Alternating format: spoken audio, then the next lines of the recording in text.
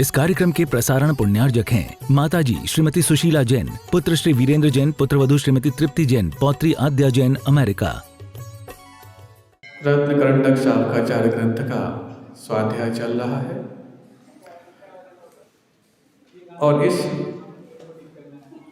रत्नों के उस पिटारे में से कुछ ऐसे रत्न, उन रत्नों की आभाएं पिछले 10 दिनों से छिटक करके सामने आ रही हैं। रत्न कीमती भी होता तो जिसके पास होता उसको भी मूल्यवान बना देता। ऐसे ये रत्नत्रय स्वयं में मूल्य तो रखते ही हैं, लेकिन जो रत्नत्रय को धारण करता है उसको भी अनमोल बना देते हैं। उस सम्यक दर्शन को इनएक्टिव से एक्टिव बनाने का कौन सा रास्ता है, तो उसी को आज की कारिका में जो 8 अंग हैं, उन 8 अंगों के बगैर जैसे कोई इंसान का कोई स्वरूप नहीं। आप लोग एक इंसान है कि नहीं? आपके पास 8 अंग हैं कि नहीं? कौन कौन सा? मस्तक है, 2 हाथ हैं, 2 पैर हैं, सामने छाती है, पीछे पीठ है और जिसके आधार पर बैठे हैं वो आधार यानी नितंब भाग है। ऐसे 8 अंग हैं जिन अंगों के कारण एक इंसान का एक खाका तैयार होता। ऐसे ही उस सम्यक दर्शन के भी 8 अंग हैं जिसके कारण से सम्यक दर्शन को आंका जाता है।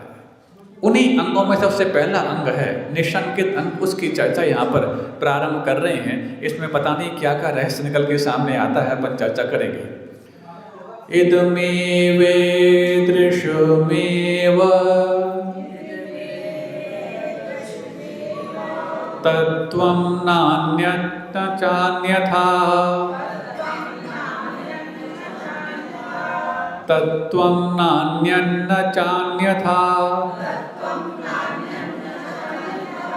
इत्यकम्पाय सांभोवत्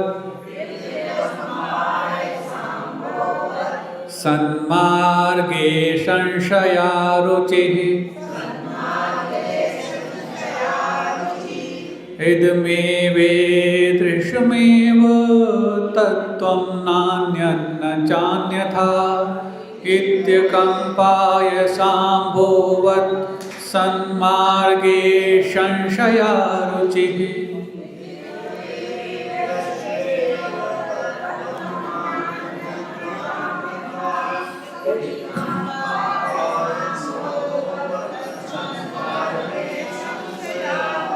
ये इदम एव, ऐसा ही है, यही है। ईदृशम एव, इस प्रकार का ही है। इदम एव, ईदृशम एव तत्त्वम, जो वस्तु तत्व है वो ऐसा ही है, इसी प्रकार का है। न अन्य न च अन्यथा, दूसरा कोई नहीं और दूसरे प्रकार का भी कोई नहीं। ऐसा ही है, इसी प्रकार का है, दूसरा नहीं और दूसरे प्रकार का भी नहीं। मतलब विधि मुख से भी कह दिया और निषेध मुख से भी कह दिया, पॉजिटिव भी कह दिया और नेगेटिव पॉइंट ऑफ व्यू से भी कह दिया कि दूसरा भी नहीं है और दूसरे प्रकार का भी नहीं है। ऐसा ही है और इस प्रकार का ही है। क्या तत्व? कौन सा तत्व? 7 तत्व की आत्म तत्व। तो यदि सामान्य से देखा जाए तो वस्तु तत्व ऐसा ही है। कैसा? अब ये बाद में बताएंगे कैसा। पहले ये मान लो कि इस निशंकित अंग क्या माना जाता, शंका से रहित होना क्या माना जाता। तो ऐसा ही है, इस प्रकार का ही है, दूसरा कोई नहीं, दूसरे प्रकार का भी नहीं। इति अकंपाय, इस प्रकार अकंप, अकंपा, आयश अम्बुवत। आयश अम्बुवत का मतलब, आयस बोलते हैं तलवार के लिए, लोहे के लिए आयस बोलते हैं, उससे बना हुआ आयस। और अम्बुवत यानी कि जल, तलवार की धार पर जो पानी चढ़ाया जाता है ना, वो यदि तलवार टूट भी जाए तो वो जल नहीं टूटता। हाँ, इतना वो अपने आप है। यदि अकंपा, ऐसा अकंप जिसका श्रद्धान हो कि ऐसा ही है, इसी प्रकार का है, इस प्रकार तलवार की धार पर चढ़ाए हुए पानी के समान। ये पानी कैसे चढ़ाया जाता है? ऐसे नहीं, उसको गर्म करके उसकी प्रक्रिया अलग होती है। कभी आप लोगों ने, अब तो क्या रेडीमेड सब चीज़ें आती हैं, चाकू छुरी भी जो आपके घरों में उपयोग होती हैं वो सब भी सब रेडीमेड है, यूज एंड थ्रो। पहले जब लेकिन चाकू ऐसे आते थे, यदि मान लो उसकी धार मोटी हो जाए तो वापस उसके लिए धार करवाते थे, और यदि बहुत ज़्यादा दिन तक चलाना है तो उस पर पानी चढ़वाते थे। पानी आप लोग नहीं, वो तो लोहार के पास जाना पड़ता था तब जाके उसको। तो अब वो जो तलवार की धार है जल्दी ख़राब नहीं होगी, या वो कोई भी औजार की धार है जल्दी ख़राब नहीं होगी, उसको बोलते हैं पानी चढ़ाना। तो वो एक प्रक्रिया रहती है, गर्म करके जब उसको पानी में डाला जाता है तो फिर वो पानी स्थिर हो जाता है। तलवार टूट जाए लेकिन पानी नहीं निकलता वहाँ से। ऐसा इत्त कंपाए सांबोवर सन्मार्गे, ऐसा सच्चे मार्ग में अशंशया, शंका से रहित जो होती है रुचि, आस्था, इसी का नाम सम्यक दर्शन का पहला निशंकित अंग है। अब देखो, ये तो शाब्दिक अर्थ हो गया। एक प्रश्न यहाँ पर आया पानी के बारे में कि पानी तलवार के ऊपर चढ़ाया जाता है, तो पानी तलवार के ऊपर चढ़ कर के भी वो तलवार जैसा चाहती है वैसा ट्रीट करने लग जाता है। सुन रहे हो? हर वस्तु का अपना एक ऑरा होता है, हर वस्तु का अपना एक आभा मंडल होता है, जिसको आप इलेक्ट्रोडायनेमिक फील्ड बोलते हैं अथवा इलेक्ट्रोमैग्नेटिक फील्ड बोलते हैं। बात कर रहे हैं पानी की कि इत्त कंपाए सांभोपद, इस पानी का भी ऑरा होता होगा। एक बार प्रयोग हुआ, एक किसी क्रोधी व्यक्ति से कहा गया ये 2 बाल्टी पानी है, इसको यहाँ से जाके वहाँ जाके रख दो। मैं क्यों रखूँ? दूसरे लोग नहीं है क्या? पैसा खर्च करो, नौकर से रखवा दो। अरे भाई रख दो ना। अब उस पानी का ऑरा पहले चेक कर लिया गया था। उसके बाद जब उस क्रोधी व्यक्ति को जबरदस्ती कहा कि बेटा रख दे वहाँ जा करके, तो जब वो क्रोधी व्यक्ति ने झुंझलाते हुए वो जाके वहाँ पे रख दिया, वापस से जब उस पानी का ऑरा चेक किया गया तो उस पानी का ऑरा जो पहले बहुत सुंदर से आकार में था वहाँ जाके विद्रूप हो गया। अब सोचने को आया कि पानी तो नॉन लिविंग है आम भाषा में। नहीं, किसी ने कहा नहीं, drop of water 36,450 alive being declare किए हैं कैप्टन सोर्सबी ने, कि एक बूंद पानी में 36,450 जीव होते हैं। ये कैप्टन सोर्सबी ने ये डिक्लेयर किया था। अब तो ये काउंटिंग बढ़ करके लाख तक पहुंच चुकी है। हालांकि ये काउंटिंग अभी लाख तक पहुंची है, अभी ये जिन शासन की काउंटिंग से बहुत पीछे है। हमारे यहाँ तो एक बूंद पानी में असंख्यात जीव बताए गए, वो भी एक केंद्रीय जीव नहीं, 30 जीव जो उस पानी के आश्रित रहते हैं। तो सोचा क्योंकि पानी में भी जीव हैं, इस कारण से शायद वो पानी उसमें इस प्रकार से होगा कि उसका ऑरा चेंज हो गया, क्योंकि नॉन लिविंग का ऑरा फिक्स रहता है, अलाइव बीइंग का ऑरा उसके परिणामों के हिसाब से चेंजेबल रहता है। तो फिर उस पानी को छान लिया गया जिस तरीके से पानी छाना जाता है, और जैनों के यहाँ पानी छानने की जो विधि है उस तरीके से।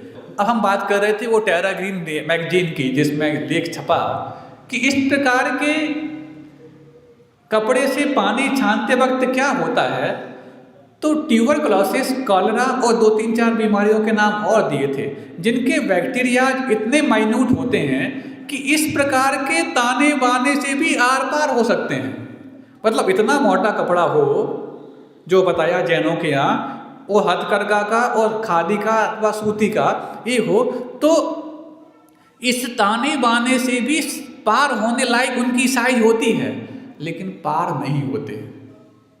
अब आप सोचोगे जब वो इतनी छोटी साइज के हैं कि उस कपड़े के ताने बाने से भी पार हो सकते हैं, तो फिर पार क्यों नहीं हो रहे?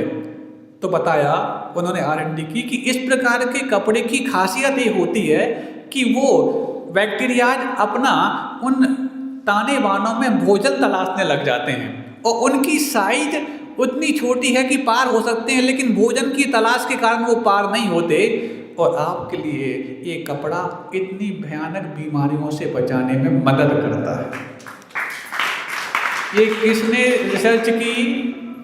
जैनों ने के तो वीतराग विज्ञान ने अनंत काल से करके रखी थी, लेकिन मॉडर्न वैज्ञानिकों ने जो अमेरिका के थे उन्होंने अभी कुछ साल पहले ये रिसर्च कर पाई है। सुन रहे हैं? इसका मतलब है पानी छानना मात्र अहिंसा के लिए कारण नहीं, जीवानी के यदि पहुंचाते हैं, ये आपके स्वास्थ्य, संस्कार और चूँकि हर जीव का अपना एक ऑरा, उसकी अपन चर्चा कर रहे हैं, उस ऑरा का यदि आपके दिमाग पर प्रभाव पड़ेगा तो कैसा कैसा पड़ सकता है वो भी आप सुनिए। तो वो जब उस बाल्टी उसको लाके रख दी उसने, गुस्से वाले व्यक्ति ने, तो उसका ऑरा फिर चेंज हुआ, छितरा बितरा हुआ, तो लगा कि अब ये पानी तो जिन जीव था, तो किसी ने कहा नहीं पानी में जीव हैं, तो अगले बार उस प्रकार के कपड़े से पानी छान लिया गया। अब जाकर के एक स्पाइरल शेप का एक इंस्ट्रूमेंट, स्पाइरल समझते हो जैसे होती है ना, स्प्रिंग होती है आपके, ऐसा एक पाइपलाइन थी घुमावदार, उस छने हुए पानी को उस पाइपलाइन स्पाइरल शेप की जो थी उससे फ्लो कराया गया, और फ्लो कराने के पहले उसका ऑरा चेक किया गया था, बहुत अच्छा था, सामान्य ऑरा था। लेकिन जब वो इसमें से फ्लो होकर के आया और वापस से जब उसको चेक किया गया तो फिर उसका ऑरा फिर से डिस्टर्ब हुआ। अब पूछा गया जब पानी छान लिया गया है तो अब इसमें ऑरा चेंज क्यों हुआ? छनने के बाद तो अब वो पानी अपने आप में जीव उसमें से अलग हो गए, ये जीव निर्जीव हो गया, तो निर्जीव का तो ऑरा फिक्स होना चाहिए, क्योंकि अलाइव बीइंग का यदि जीवित वस्तु का ही ऑरा उनके परिणामों के हिसाब से चेंज होता है जैसे परिणाम है। अब इसमें क्यों हुआ? जब इस रिसर्च को सामने लाया गया तो सोचने को मजबूर होना पड़ा, कहीं पानी स्वयं जीव तो नहीं?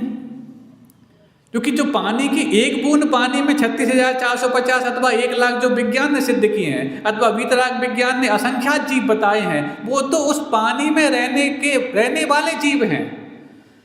जबकि हमारे यहाँ जल का एक जीव स्वयं जल का एक जीव का शरीर है, ये भी बताया गया, वो एक इंद्रिय जीव है। और ये जो छाने गए हैं ये 2 इंद्रिय, 3 इंद्रिय, 4 इंद्रिय आदि त्रस जीव हैं। आप छानते सिर्फ त्रस जीवों को हैं, आप बचाते सिर्फ त्रस जीवों को हैं। एक इंद्रिय जीव को बचा पाना गृहस्थ जीवन में इतना आसान नहीं। इसीलिए कहीं पानी स्वयं एक जीव का शरीर तो नहीं, क्योंकि जब उसको छानने के बाद भी फ्लो कराया गया तो उसका ऑरा चेंज हुआ। इसका मतलब ऑरा चेंज हुआ है तो कहीं ये तो जीव नहीं। तो पूछा गया कि ये जीव तो नहीं? हाँ, ये भी एक इंद्रिय जीव का शरीर है जिसको जल का एक जीव कहते हैं। तो इसका क्या करें? इसीलिए तो व्रती होते हैं, महाव्रती होते हैं, उनको आप प्राशुभ करके ही प्रदान करते हैं और उसमें एक इंद्रिय बना भी नहीं रहता, क्योंकि एक इंद्रिय को छाना नहीं जा सकता, वो पानी ही उसका शरीर है और उसको क्या छानोगे, वो तो पानी के साथ में है, इसलिए उसको प्राशुभ। तो फिर क्या उसको मारा जा रहा है? प्रश्न करेगा कोई। मारा जा रहा है ये भाव नहीं, इसके आश्रित और जीव ना त्रस्त हो जाएं, इसलिए अनंत जीवों की संभावना को रोका जा रहा है। क्यों? कच्चा पानी यदि आप पिएंगे तो आपका शरीर जो है वो शरीर उष्ण है, एक शरीर रहता है, और वो पानी है शीतल हो गया। और चिल्ड वाटर वालों को तो सावधान, सबसे ज़्यादा स्ट्रोक्स यदि आज आ रहे हैं और जितनी भी पेट संबंधी बीमारियों के लिए कारण है चिल्ड वाटर अथवा कोल्ड वाटर। और अभी तो गर्मी आई नहीं, अभी तो चिलचिलाती गर्मी में चिल्ड आप करते हैं, सबसे ज़्यादा हार्ट फेलियर इसी कारण से होता है, चिल्ड वाटर के कारण। क्यों? एकदम गर्मी अंदर है, तुमने पानी बिल्कुल चिल्ड पटक दिया तो जो कुछ भी म्यूकस था, जो कुछ भी वहाँ पर फैट था, जो कुछ भी आपकी चिकनाई अंदर गई थी, वो बात वहीं के वहीं जितनी आर्टरीज है वहाँ ब्लॉक कर दी। अब उसको निकालो, या तो स्टंट डालो या कोई नए स्टंट दिखाओ, नहीं निकलेगा।